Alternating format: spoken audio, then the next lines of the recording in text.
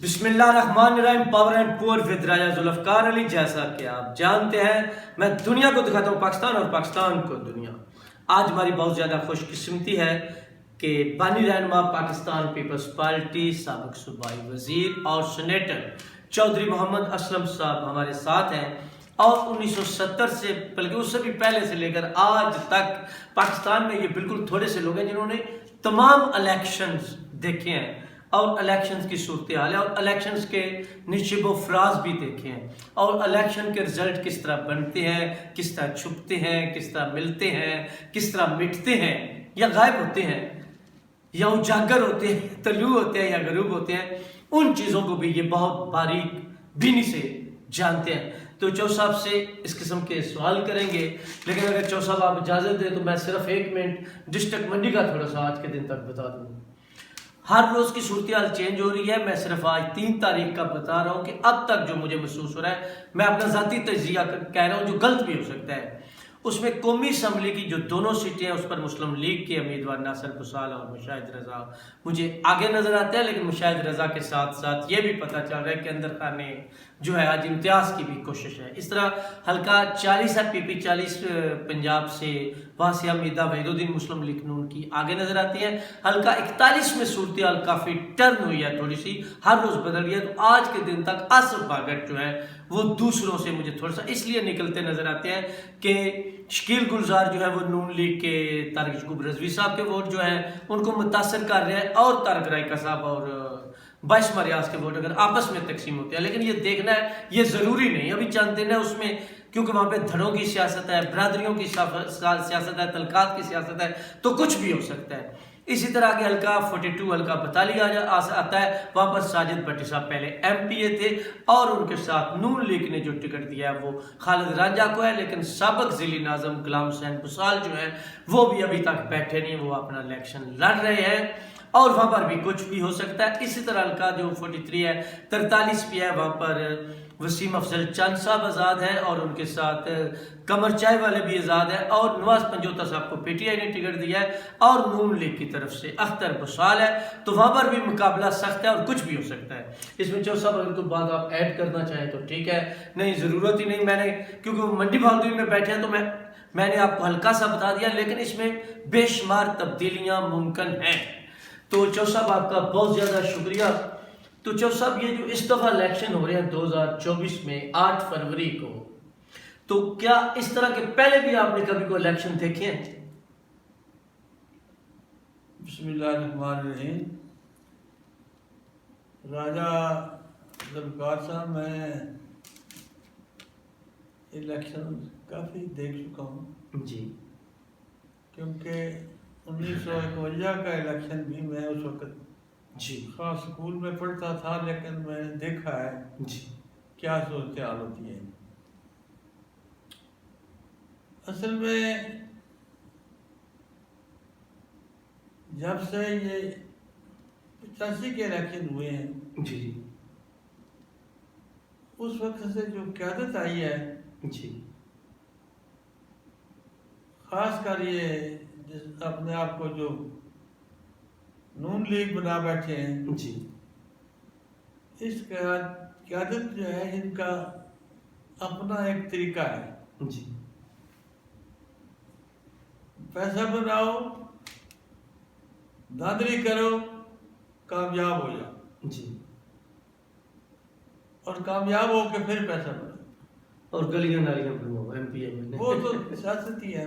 جی, بلدیاتی مطلب اصولی سیاست کو پاکستان سے تقریباً دیش نکالا دے دیا گیا. اچھا, ملک بدل دیا.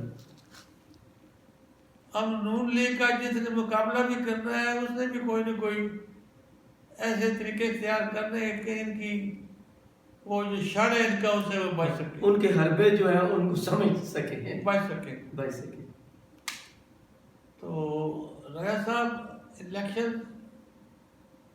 ہوئے ہیں ایوب خان کے زمانے میں. جی, اس وقت کی دھاندلی کی نوعیت اور تھی. جی, اس وقت چونکہ عام آدمی کا ووٹ نہیں تھا, جی, مخصوص کونسلر کے ووٹ ہوتے تھے. اس کی تھوڑی سی تفصیل بھی بتا دیں. ان کونسلر کو انتظامیہ تھانوں میں بند کر کے، تحصیلوں کی عملاتوں میں بند کر کے، جیلوں میں بند کر کے ان کے شناختی کارڈ ان سے لے لیے جاتے تھے اور ان سے ووٹ جو ہے وہ شناختی کارڈ کی بنیاد پہ ووٹ لینے کے بعد ان کو وہ کارڈ ان کا واپس کیا جاتا اچھا اس سیاست کا تو کوئی تعلق ہی نہیں تھا عوام سے، ٹھیک ہے بالکل. اور نہ ہی اس زمانے میں جو نمائندے ہوتے تھے جو الیکشن لڑتے تھے ان کا بھی کوئی تعلق نہیں ہوتا تھا. جی نواب مرحوم کالا باغ جی امیر محمد خان کے ہاتھ میں ویسٹ پاکستان کا تمام اختیار ہوتا تھا جی اور جس پہ وہ ووٹ لگاتے تھے وہ انتظامیہ اس کو کامیاب کرا دیتی. ٹھیک ہے وہ گورنر تھے اس کا نتیجہ یہ نکلا کہ ملک دن بدن پسماندہ سے پسماندہ ہو گیا. ایوب خان نے وہ نکالا کوئی طریقہ یہ صنعت کا کہ جائنٹ وینچر ہوں اچھا اور ملک صنعتی ترقی کرے، لیکن اس ترقی کا بھی کوئی عام آدمی کو فائدہ نہیں ہوا. جی اس میں پھر وہ 20 گھرانے سامنے آ گئے وہی پھلتے پھولتے رہے کہ 20 گھرانے ہیں آباد، جی باقی ہیں سب ناشاد. نشاد برباد. صدر ایوب زندہ باد. جی جی تو جو سیاست میں نے دیکھی ہے 1970 تک اس کا تو یہی حال تھا جی جو میں آج کر چکا ہوں. بالکل ایسے ہی ہے. 1970 کے زمانے میں مرحوم شہید ذوالفقار علی بھٹو ویسٹ پاکستان میں اور مرحوم شیخ مجیب الرحمان اور مشرقی پاکستان کے دوسرے لوگ جی سب نے مل کر یہ مطالبہ کیا کہ عوامی ووٹ ہونا چاہیے. ون مین ون ووٹ. ووٹ. جی اس میں بھی جو 70 کا الیکشن ہوا وہ الیکشن نہایت منصفانہ ہوا. جی نہ اس سے پہلے الیکشن پاکستان میں منصفانہ ہوا نہ اس کے بعد اس کے بعد ہوا. لیکن 70 کے الیکشن میں منصفانہ الیکشن تو ہوئے جی لیکن کچھ آئینی مسائل پیدا ہو گئے. مین آئین تو تھا ہی نہیں تو ایوب کیونکہ یحییٰ خان کے پاس اختیار تھا. جی اختیار اور چیز ہے، عقل اور چیز. وہ پاکستان کے آئینی مسائل کو نہ سمجھتے تھے نہ ان کے دوسرے نتائج کو سمجھتے تھے اور نہ ہی وہ ان کے پاس کوئی ان مسائل کو حل کرنے کی صلاحیت. اور جو صاحب یہ بہت بریک نقطہ ہے، ساتھ یہ بھی بتاتے چلیں کہ لوگوں کو نہیں پتا کہ اس وقت اقتدار دینے میں بھی 1.5-2 سال لگے. یعنی یحییٰ خان تو اقتدار دے ہی نہیں گئے تھے بلکہ اسمبلی کا اجلاس نہیں بلا رہے تھے. مجیب اور بھٹو صاحب تو کہہ رہے تھے، ہماری نارمل تاریخ کی کتابوں میں یہ باتیں نہیں ملتی. تو یہ بہت ضروری ہے عوام کو آپ آگاہ کریں. ان انتخابات کے نتائج کو ڈیلے کیا گیا. جی مذاکرات ہوتے رہے بھٹو صاحب کے اور مجیب الرحمان کے درمیان، لیکن کسی ایشو پہ بھی جی اتفاق نہ ہوا کیونکہ یہ جو دوسری جماعتیں تھیں ان کا صرف یہی کام تھا کہ دباؤ ڈالیں کہ یہ اتفاق کا نہ کریں. ٹھیک ہے. کئی دفعہ مذاکرات کے مراحل میں بھٹو صاحب اور مجیب الرحمان آپس میں متفق ہو گئے. اچھا لیکن یہ جو مسلم لیگ اور دوسری جماعتیں تھیں انہوں نے شور ڈال دیا کہ بھٹو 6 پوائنٹ مان گیا ہے، مجیب الرحمان کے صرف آدھا پوائنٹ رہ گیا ہے اور 6 پوائنٹ اگر مان جائیں گے تو پاکستان تباہ ہو جائے گا. اچھا یہ اس وقت کی کچھ سرکاری جماعتیں تو نہیں تھی، یہ چھوٹی موٹی؟ سرکاری بڑی جماعت تھی مسلم لیگ. جی ٹھیک ہے. ڈیلیٹ ٹیکٹس میں اس لیے وہ جس طرح کل وشیش ایم کیو ایم ہو کچھ اور چھوٹی جماعتیں ہوں تو وہ استعمال ہوتی ہے، باپ کا باپ بھی ہوتا ہے. تو ان لیڈروں پہ عوامی سطح پہ دباؤ ڈالا گیا جی کہ یہ نکات جو ہیں یہ پاکستان کے مفاد میں نہیں ہے. جی ٹھیک ہے. حالانکہ اگر ان نکات پہ وہ دونوں لیڈر متفق ہو جاتے تو پاکستان کا کوئی نقصان نہیں تھا، وہ بہت کافی چیزوں میں بہتر تھا، بلکہ ملک جو ہے وہ ایسے تیر کی سپیڈ سے ترقی کرتا اور کبھی نہ ٹوٹتا. ایسے ہی ہے. لیکن وہ آپ کہہ لیں وطن دیشی کہہ لیں بکلی کہہ لیں، جی میں بلاس صوفے تنظیر کہوں گا فوجی قیادت جو ہے جی اس وقت کی وہ جنرل جو ہیں جنرل فلان جنرل فلان جی جو نام لیا گیا تھا، انہوں نے اس میں اپنے وقار کا مسئلہ بنا لیا کہ ہم یہ ان کو اکٹھا نہیں ہونے دیں گے. جی اور جب تک پاکستان ٹوٹ نہیں رہا انہوں نے کسی کو اکٹھا نہیں ہونے دیا. تو یہ صورتحال ہے جو میں. اچھا اس کے بعد کتنا وقت لگا تھا جب پاکستان ٹوٹ گیا 16 دسمبر کے بعد، تو اس کے کتنے عرصے کے بعد اجلاس بلایا؟ کیونکہ ہم نے جو پڑھا ہے کہ اس کے بعد بھی یحییٰ خان جو اجلاس نہیں بلا رہا تھا، پھر وہ کافی بھٹو صاحب نے احتجاج وغیرہ کرا. وہ ایکچوئل تو مجھے تاریخ کا نہیں اب یاد نہیں، لیکن 20 دسمبر کو جی بھٹو صاحب کو دعوت دی گئی کہ وہ حکومت بنائے. اچھا.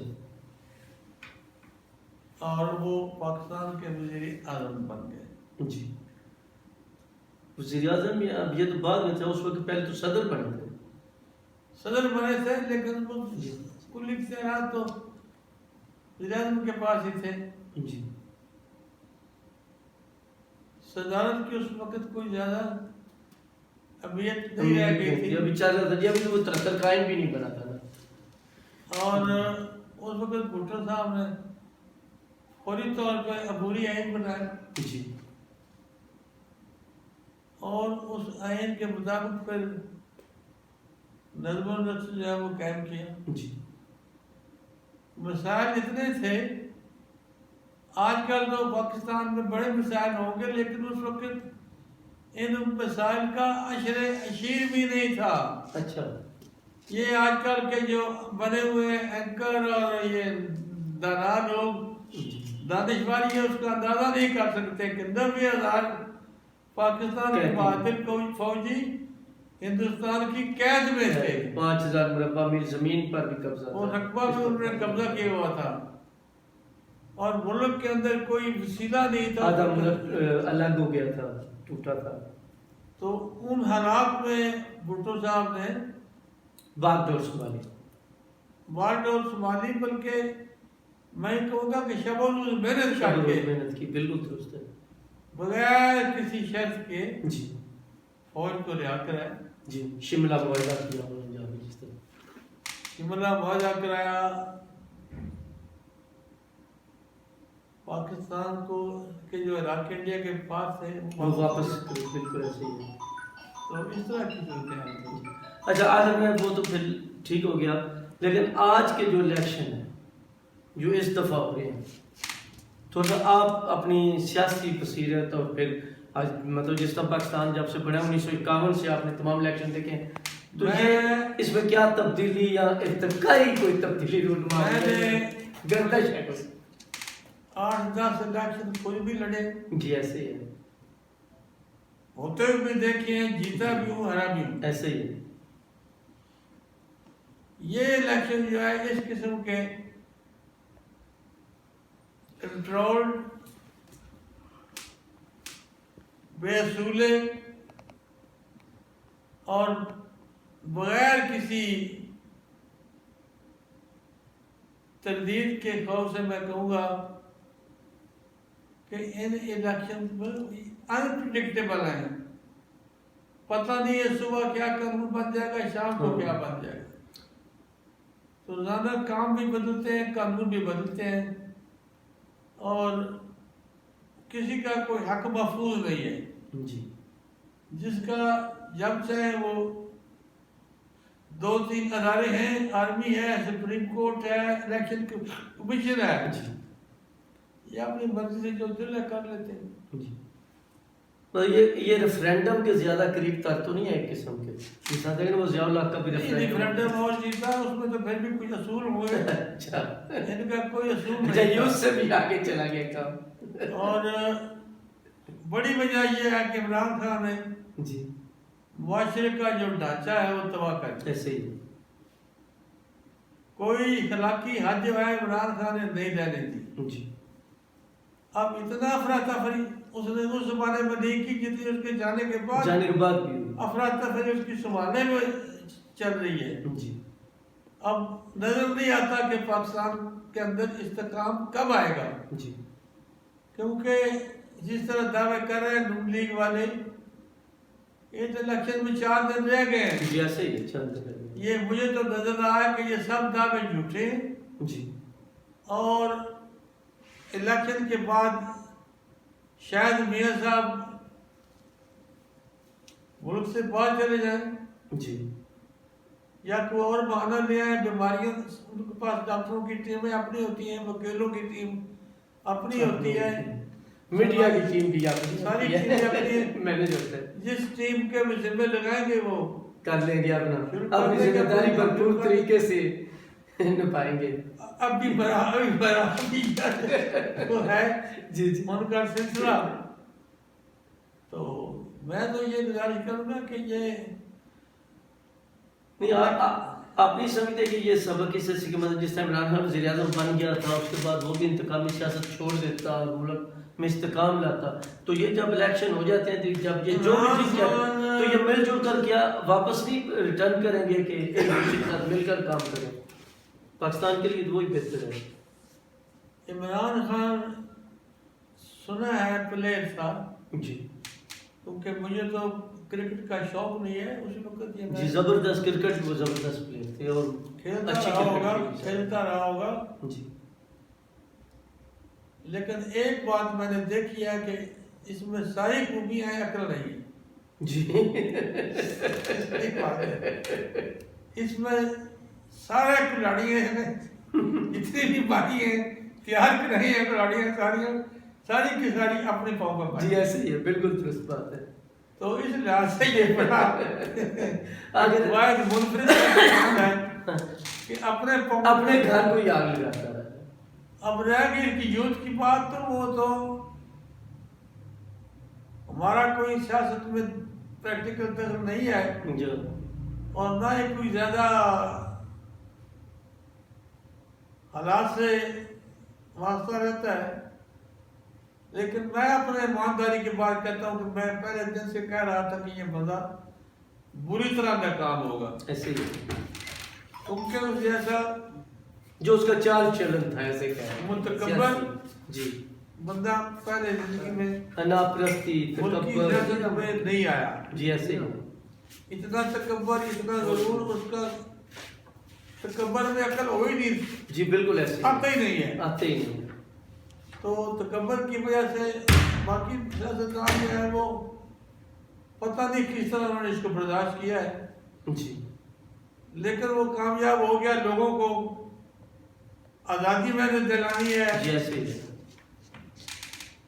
اور پتہ نہیں کیا کیا کرانا ہے، جی جی اور مجھے نظر نہیں آ رہا کہ جو آزادی مانگنے والے کیا مانگا انہوں نے، کیا ہے وہ کہاں آزادی جو انہوں نے لی ہے۔ جی وہ آزادی یہی تھی جیلوں میں جاؤ، دھکے کھاؤ، مارے کھاؤ، بالکل اور جو آپ نے پہلے کہا اپنے پاؤں پہ کھلاڑی مارا، اپنے تمام راستے تمام دروازے بند کر دیے، جھوٹے وہ وعدے اور ارادے تھے نا، وہ جو پیپر تھا کیا نام تھا اس کا، سائفر جھوٹا سائفر، جی جی جھوٹے وعدے، گھروں کے، پیسوں کے، مکانوں کے، نوکریوں کے، سب کچھ کر کے، اور اتنا اس نے برگلایا، اتنا اس نے انتہا پہ پہنچایا کہ عورتیں جو ہے وہ کراچی سے خیبر تک اکٹھی ہو گئیں، جی اور جب اس یہ پکڑا بھی گیا تو روتی تھی، پیٹتی تھی، جیسے کسی کا بھائی خامد یا بیٹا پکڑا گیا ہو، لیکن انہوں نے یہ سوچا نہیں، کسی نے ان کو سمجھایا نہیں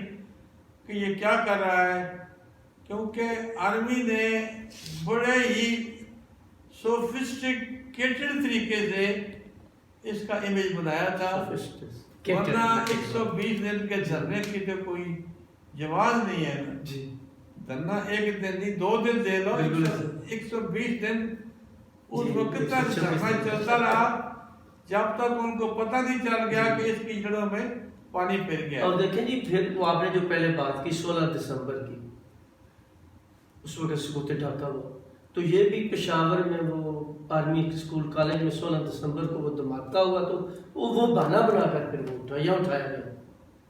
یہ دوسرا 16 دسمبر تھا جب لانگ مارچ ختم کیا اس نے کرنا۔ اس کے بعد میں یہ پوچھنا چاہتا ہوں دانشوروں سے کہ خان صاحب نے جب خانہ کعبہ پہ حملہ کے لیے لوگوں پہ بندے بھیجے تھے، اس میں کیا جواز تھا؟ بس ان کا تو ہر جگہ پہ ہتھیار ہی ہوا، وہاں پہ وہ میرے خیال میں زین مفتی تھا یا دوسرا زین مفتی تھا، اور اس سے یہ پوچھیں آپ دوسری پارٹی کہ یہ جو وہ سیف لہراتا تھا جی اس میں اگر وہ سچا لیڈر ہوتا تو پہلے دن دکھاتا کہ یہ ہے، جی، وہ ایسا کیوں غائب کیا دوسرا اس کا کوئی مطلب ہی نہیں تھا وہاں کیونکہ پہ۔ وہ پورا جھوٹ تھا۔ آپ نے تو اپنے 172 ایم این اے پورے کرنے تھے نا سنڈے میں، اس سے بچنے کے لیے یہ سب کچھ کیا گیا۔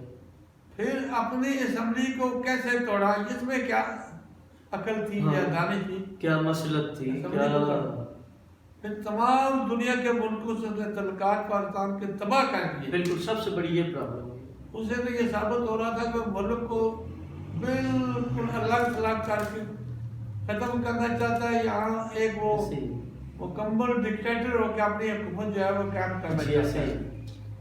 تو میرا خیال اللہ کے بڑا فضل کیا ہے کہ یہ ملک اس کی ڈکٹیٹرشپ سے بچ گیا۔ اور جو سب آپ کی اس بات سے یہ بھی تو پرابلم ہو رہی ہے کہ چلے اچھا تھا برا تھا، نواز شریف کا سعودیہ کے ساتھ کو معاہدہ ہوا کے ساتھ کو لے گئے، وہ اکثر جگہوں سے یہ بات آتی ہے میڈیا کے اندر سے کہیں ذرائع سے، اس نے تو کسی ملک کے ساتھ بنا کے نہیں رکھی، اس کو کوئی ملک بھی لینے کے لیے تیار نہیں ہوگا اگر ایسا ہوتا ہے تو۔ ہاں یہ تو پھر تعلقات کی بات ہوتی ہے نا جی، یہی پاکستان تھا، ٹوٹ چکا تھا، چند دنوں میں بھٹو صاحب نے پاکستان میں تمام اسلامی ملکوں کی متفقہ اسلامی کانفرنس بنا، جس سے پاکستان کے عوام کا اعتماد ٹوٹے ہوئے حوصلے جو ہے نا وہ بڑے، بالکل ملک کا وقار بلند ہوا، ملک کی جو ایک نئی امید کی کرن بھی پیدا ہوئی، پتہ چلا ہم صحیح سمت پر چل پڑے۔ اس وقت میں لاہور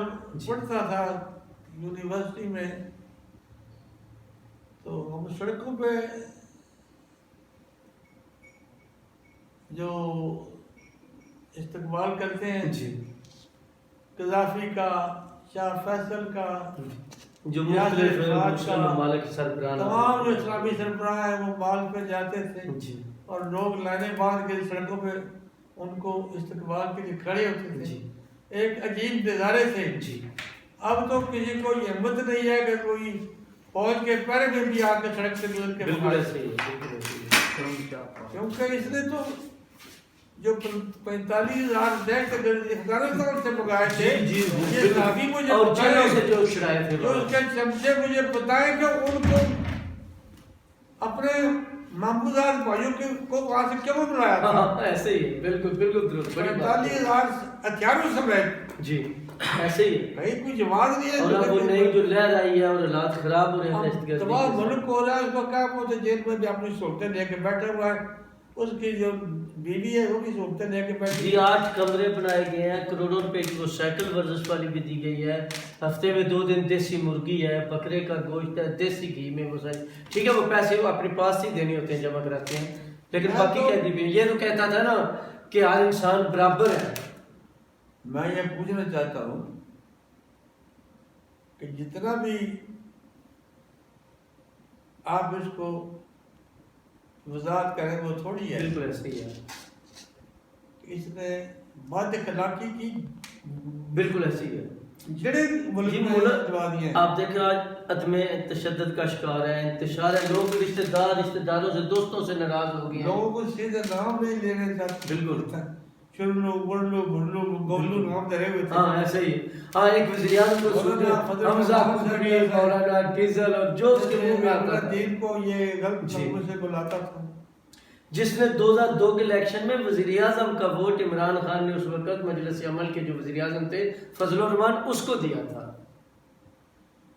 بہرحال بات یہ ہے کہ بڑی ہی تلخ یہ داستان ہے عمران خان کے سیاسی سفر کی پاکستان میں. جی بہت ہی تلخ ہے, اور اللہ تعالیٰ ہے کہ اس کو آئندہ اس قسم کے جو شر ہیں ان سے بچائے, ان سے اپنے یہ ہمارے ملک کو, نوجوانوں کو, سیاستدانوں کو اللہ تعالیٰ بچائے کہ راہ راست پہ چلے, اور ہماری جو مائیں بہنیں ہیں ان کو بھی عقل آئے کہ وہ ڈی گراؤنڈ میں فوش زندگی جو ہے انہوں نے 120 دن گزاری ہے, وہاں کوئی حیا نہیں, کوئی پردہ نہیں, کوئی شرم نہیں, سب کچھ دنیا میں کون سی وہ گندی حرکت ہے وہ یہاں 120 دن نہیں ہوئی اسلام آباد. اور دوسری طرف ساتھ اسلامی ٹچ, دوسری طرف ریاست مدینہ میں, یعنی رائٹ ونگ لیفٹ ونگ دونوں کو انہوں نے اکٹھا 120 دن کھلی چھٹی تھی کہ جو مرضی کو کرے.